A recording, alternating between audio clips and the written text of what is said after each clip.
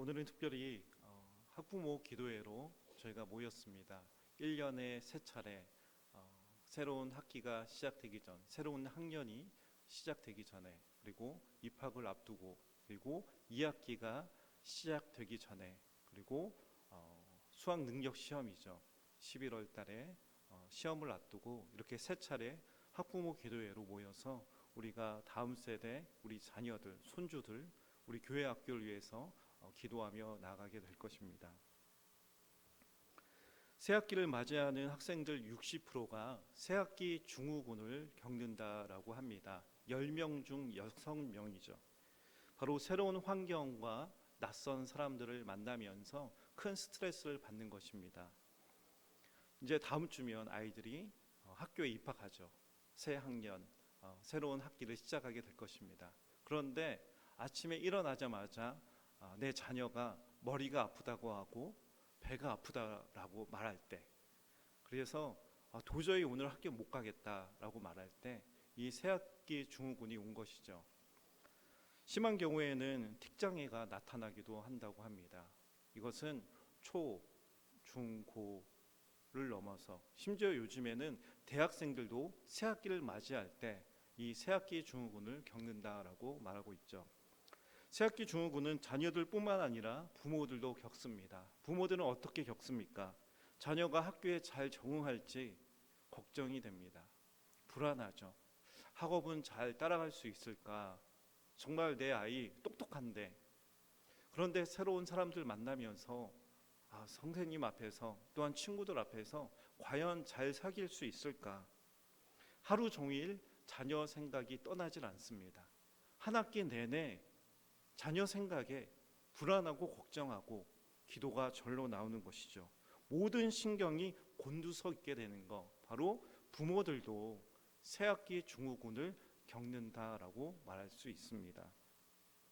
오늘 말씀에도 보면 자녀들에 대한 걱정 때문에 큰 어려움을 겪은 어머니가 소개되고 있습니다. 과연 그녀는 어떤 어려움을 겪었을까요? 그리고 그 어려움을 어떻게 극복해 나아갈 수 있었을까요? 출애굽기의 시작은 이스라엘 민족의 번영으로 시작됩니다. 하나님은 아브라함과 이삭과 야곱, 그리고 요셉으로 이어지는 언약의 이 말씀을 드디어 성취하셨습니다. 그래서 70명으로 이루어진 가족이 400년이 지나서 큰 민족을 이루게 되어졌죠. 하나님의 놀라운 축복을 누리게 되었습니다. 그러나 그 즉시 억압이 시작됩니다. 세월이 지나 애굽의 총리였던 요셉을 알지 못하는 바로 왕이 세워지면서 이스라엘 민족을 보았는데 이들이 우리 민족을 위협한다. 그 위험 요인으로 보게 된 것이죠. 저들이 우리 민족보다 강하다. 우리 민족보다 더 번성하고 있다. 그래서 그들을 학대하기 시작합니다. 출산을 제한하고 민족을 말살하려고 하죠. 오늘 말씀 전에 나오는 1장 말씀을 보면 바로 왕이 히브리 산파들을 불러서 말합니다. 이 히브리 여인들이 아이를 낳으면 바로 죽여야 된다. 왕의 명령이 떨어졌습니다. 강대국 바로 왕의 명령입니다. 과연 산파들은 어떻게 하겠습니까? 자기가 죽지 않으려면 무조건 이 히브리 아기들 죽여야만 합니다. 그러나 산파들은 왕을 두려워하지 않죠. 여호와 하나님을 경외합니다. 사탄은 언제나 하나님의 자녀들이 번성하는 것, 하나님의 뜻을 이루어가는 것을 방해합니다. 이제 그 도전이 시작되었습니다. 이제 그 영적 전쟁이 시작된 것이죠. 현실에서 다가오는 자녀들의 문제, 내 문제도 사실은 힘겨운데 자녀들이 학교에서, 새로운 환경에서 어려움을 겪는다? 이거보다 더 큰 아픔과 고난과 어려움은 없습니다. 과연 이 문제 앞에, 이 영적 공격 앞에 우리는 순응할 것인가? 아니면 영적인 산고를 겪어내기 위해서 우리는 이 기도의 자리를 찾을 것인가? 하나님을 붙들 것인가? 우리는 이 갈림길 위에 놓여집니다. 산파들은 왕을 두려워하지 않고 여호와 하나님을 경외했습니다. 그래서 자신의 목숨을 걸고 아기를 구원하죠. 그 생명을 지켜줍니다. 하나님은 산파들의 부르짖음을 들었고 이 선교자적인 이 기도에 응답하셔서 이 산파들도 구원해 주십니다. 그 아기들도 생명을 보존시켜 주시죠. 그러나 사단은 포기하지 않습니다. 바로왕은 이번에 어떻게 이야기합니까? 아들을 낳으면 나일강에 던져서 죽이라. 우리의 믿음의 여정이 이와 같습니다. 산을 넘었는데 분명히 내가 이 힘겨운 산을 다 올라왔다라고 느껴졌는데 또 다른 산이 보여집니다. 사단의 공격은 끝이 없죠. 우리는 믿음으로 결혼합니다. 이 결혼의 과정도 쉽지 않았을 것입니다. 또한 임신하는 과정들, 또한 출산하는 과정들, 이 과정들이 쉽지만은 않죠. 그러나 자녀를 낳았다라고 끝입니까? 유아기를 겪어야만 하죠. 아동기를 겪어야만 하죠. 청소년기를 겪어야만 하죠. 또한 청년기를 또한 겪어야만 하죠. 때마다 찾아오는 영적인 도전들이 우리 앞에, 눈앞에 놓여져 있습니다. 이 삶이 쉽지 않다는 것이죠. 사탄은 어떻게 하면 우리의 믿음의 가정을 파괴할 수 있을까 빈틈을 노려봅니다. 어떻게 하면 믿음의 대가 끊기고 그 가정을 죽음의 길로 몰아갈 수 있을까? 우리를 계속해서 시험하고 있는 것이죠. 이러한 상황 가운데 성경은 레위 지파의 한 남자와 여자의 결혼 그리고 출산을 조명하고 있습니다. 오늘 본 말씀 1절과 2절 말씀을 다시 한번 읽어보겠습니다. 1절과 2절입니다. 레위 가족 중 한 사람이 가서 레위 여자에게 장가들어 그 여자가 임신하여 아들을 낳으니 그가 잘생긴 것을 보고 석 달 동안 그를 숨겼으나. 아멘. 우리가 결혼하는 것은 어떻습니까? 우리가 임신하고 출산한다는 것은 어떻습니까? 큰 축복입니다. 큰 기쁨입니다. 그 무엇과도 바꿀 수 없는 가장 큰 행복이죠. 그러나 이들 부부에게 있어서 결혼과 출산, 이것은 두려움이었습니다. 걱정을 넘어섰습니다. 큰 낙심이 찾아오는 그 과정을 겪어야만 했었습니다. 바로 왕의 명령에 의해서 이 낳은 아들을 바로 죽여야만 하기 때문이죠. 나일강에 던져 넣어야만 합니다. 여러분은 어떻게 하시겠습니까? 여러분의 자녀 낳자마자 어떻게 죽일 수 있습니까? 나일강에 던질 수 있습니까? 말이 안 되죠. 내 생명과도 같은 내 자식을 어떻게 내 손으로 죽일 수 있겠습니까? 그래서 이들 부부는 이 사랑스러운 아이를 3달 동안 꽁꽁 숨겨서 키우기 시작합니다. 이 3달 동안 매일매일 어떤 기도를 했겠습니까? 정말 울며 불며 치열하게 기도했을 것입니다. 자신의 목숨을 걸고 이 아이를 위해서 기도하고 매일매일 치열하게 이 삶을 살아가게 됐을 것입니다. 그러나 더 이상 숨길 수가 없죠. 아이의 울음소리는 커져갑니다. 애굽의 군사들이 그 주시하는 그 눈초리를 피할 길이 없는 것이죠. 결국 여인은 결단하게 됩니다. 간절한 기도로 갈대를 가져와서 상자를 만들기 시작하죠. 역청과 나무진을 바르면서 물이 새지 않도록 준비합니다. 그리고 그 갈대 상자에 아이를 뉘어놓죠. 힘겹게 발걸음을 떼서 나일 강가로 나아갑니다. 그리고 갈대 사이에 자신의 아이, 내 아이를 그곳에 내려놓습니다.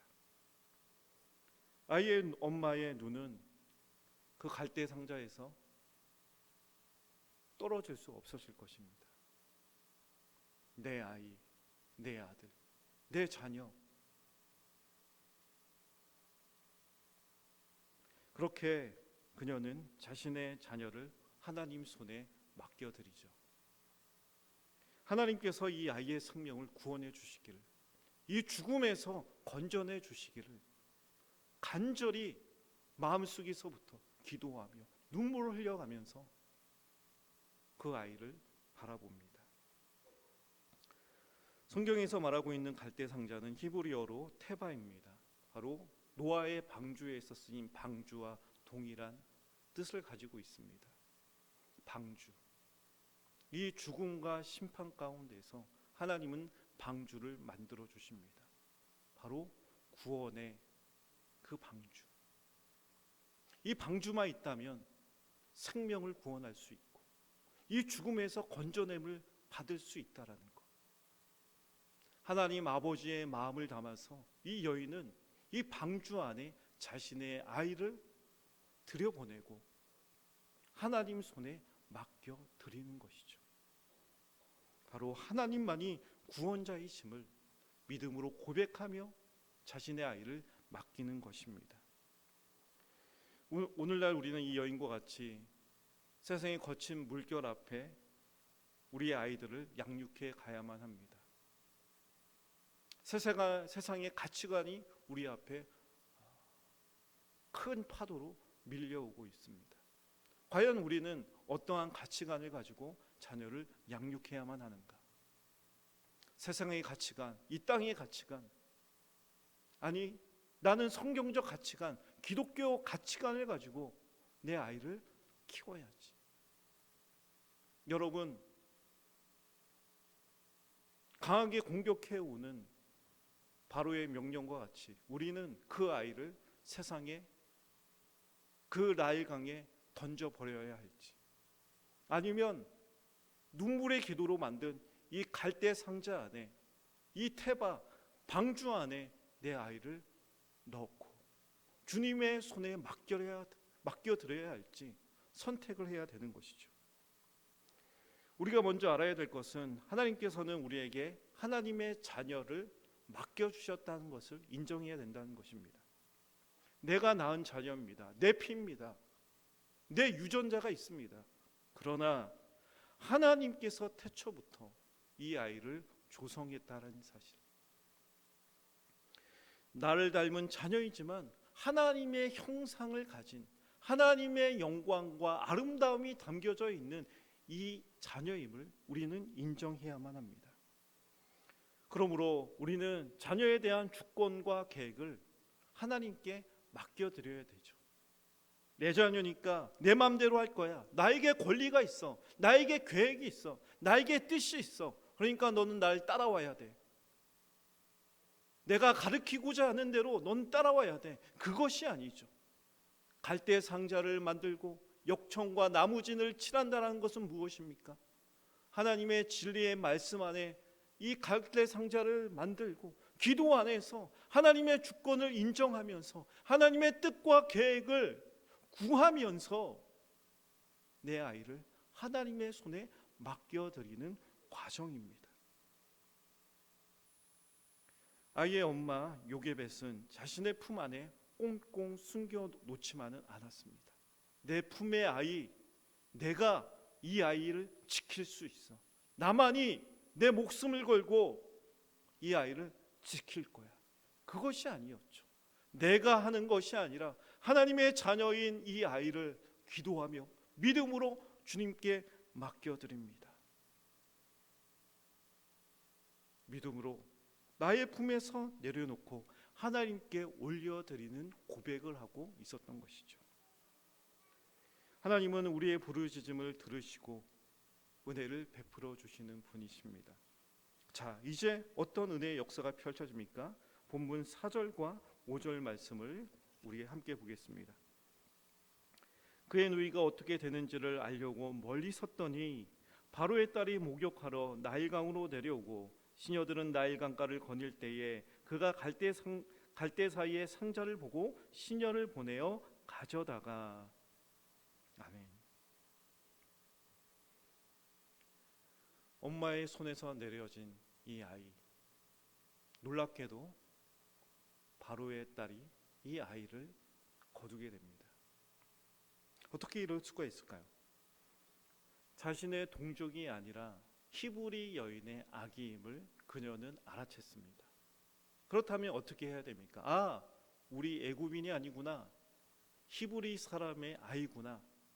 그러면 자신의 아버지가 명령했던 대로, 바로의 명령대로 그 아이를 즉시 죽여야만 합니다. 꺼내서 던져버려야죠. 그러나 그녀는 어떻게 합니까? 6절 말씀을 보면 그 아이를 보니 아기가 우는지라 그가 그를 불쌍히 여겨 이르되. 하나님께서 이 바로 딸의 마음에 긍휼로 역사하십니다. 하나님의 마음으로 임하시는 것이죠. 이것이 하나님의 섭리라는 것입니다. 히브리 여인의 아기이기 때문에 즉시 던져서 죽여야만 하지만 하나님께서는 그 아이를 보호하십니다. 긍휼히 여김을 받게 하십니다. 은혜를 얻게 되는 것이죠. 죽어야만 하지만, 사망 가운데 죽어야만 하지만 긍휼로서, 하나님의 은혜로서 구원해 주시는, 책임져 주시는, 그 생명을 보호해 주시는 은혜를 이 아이가 얻게 되어진 것이죠. 심지어 이 아이는 엄마의 품에서 떨어져 나갔지만 다시 돌아와서 그 엄마의 품에서 자라가는 은혜를 얻게 되어집니다. 아이를 젖먹일 유모를 찾을 때 그 누이가 자신의 어머니를 소개해 준 것이죠. 하나님께서는 그 아이를 구원해 주셨을 뿐만 아니라 엄마도 구원해 주셨다라는 사실입니다. 죽어가는 아이, 죽어야만 하는 그 아이를 살려줄 뿐만 아니라 죽어가고 있던 그 엄마의 마음도, 절망 가운데, 낙심 가운데, 그 어둠 가운데 휩싸여져 있던 그 엄마의 마음 가운데도 놀라운 구원의 은혜, 구원의 기쁨을 주시는 것이 바로 하나님의 은혜다. 그것을 우리가 발견할 수 있죠. 그렇게 죽음에서 건져내어진 그 아이의 이름이 바로 모세입니다. 모세는 이로써 이집트 왕궁에서 자라가게 되죠. 가장 안전한 환경에서 자라가게 됩니다. 그것도 엄마의 품에서 자라가게 됩니다. 물론 이집트의 문화와 종교 안에서 자라갈 수밖에 없었습니다.